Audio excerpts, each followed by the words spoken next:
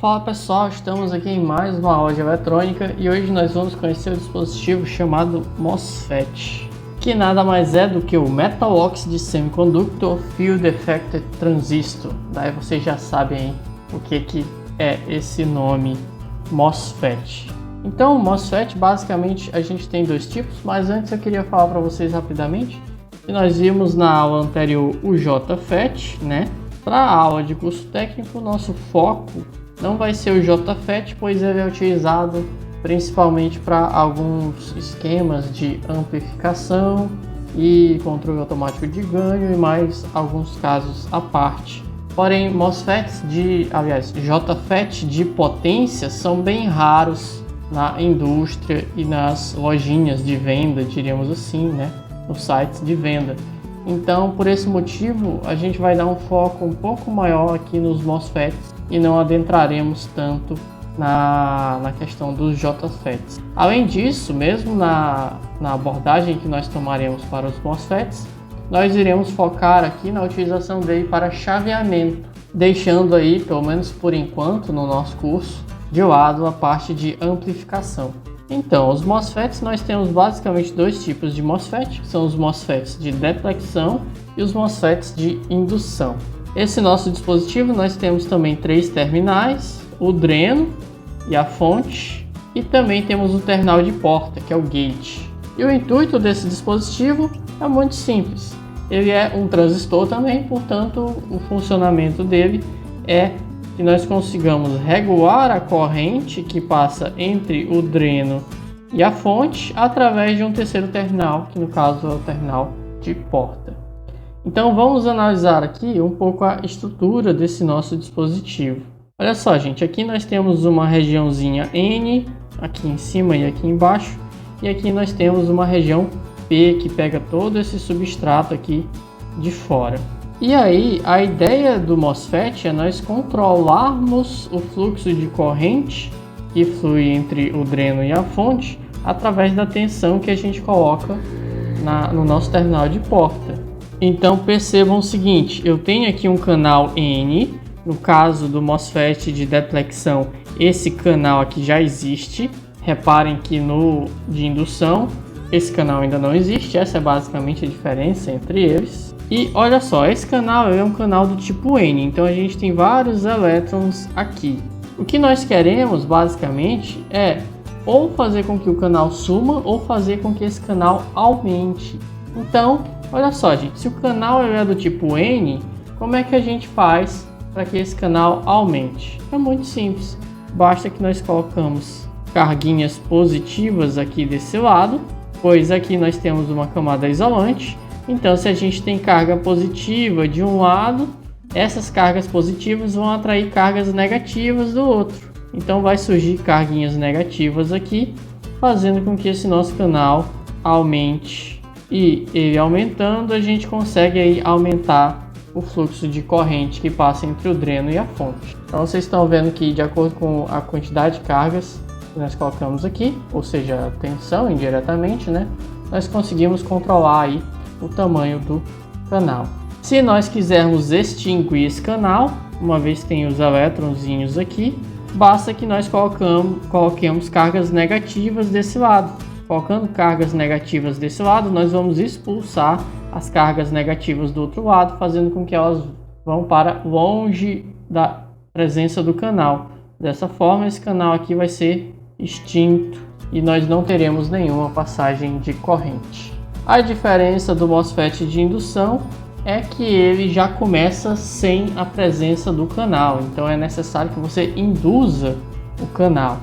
Então aqui basicamente ele já começa sem permitir passagem de corrente nenhuma, e para que o canal surja, né, para que você induza o canal, basta você aplicar tensão positiva aqui na porta. Dessa forma vamos atrair elétrons aqui, ó, para esse outro lado, e com isso vai surgir o nosso canal aqui. Quanto mais cargas nós colocarmos, maior será o nosso canal até o instante em que ele satura, em que ele atinge aí a maior corrente. Nesse exemplo aí eu citei aqui o MOSFET de canal N, né? Vocês podem ver aqui que, como eu falei, o canal é feito de elétrons basicamente, mas nós temos também o caso contrário, onde o canal pode ser feito aqui por cargas positivas, no caso lacunas, certo? Tanto para o MOSFET de deflexão quanto para o MOSFET de indução. E esses nossos dispositivos, eles possuem aí uma representação simbólica, né? Aqui nós temos o símbolo do MOSFET de deflexão de canal N. Esse aqui é um de canal. Vocês podem ver que novamente, tal como vimos lá no JFET, a setinha está apontando para dentro do canal aqui. Então, como ela está apontando para dentro do canal, então isso quer dizer que nós temos o MOSFET de canal N. Já quando a setinha está apontando para fora do canal, como é este caso aqui, nós temos o MOSFET de canal P. Percebam que para o MOSFET de indução é a mesma coisa. Aqui temos a setinha apontando para dentro, então canal N, e aqui para fora, então canal P. E em relação a ser MOSFET de deflexão ou MOSFET de indução, é muito fácil, gente. A analogia que nós podemos fazer é a seguinte, olha só aqui, ó, nesse símbolo aqui o canal já existe, ó, já está completo aqui, certo? Tanto aqui quanto aqui. Então quem é que já tem um canal completo desde o início? É o MOSFET de deflexão, tá? Já nesse outro caso aqui, ó, vocês olham que o nosso MOSFET está com o canal incompleto, ó. As barrinhas aqui, ó, elas não estão unidas, estão separadas. Então, nesse nosso caso aqui, nesse nosso MOSFET aqui, nós temos um MOSFET de indução, pois o canal ainda não existe, ele precisa ser criado, certo? Então fica fácil aí da gente distinguir quando que é MOSFET canal N, quando que é canal P, basta olhar a setinha e observar também se é um de deflexão ou se é um de indução, bastando olhar para essa barrinha aí se ela está completa ou não. Em geral, gente, MOSFETs de deflexão estão bem raros hoje em dia também, e na prática o que a gente acha mais aí em grande variedade no mercado são os MOSFETs de indução, então a gente vai estar focando neles aí. Aqui nós temos a curva característica do MOSFET de deflexão e também do MOSFET de indução.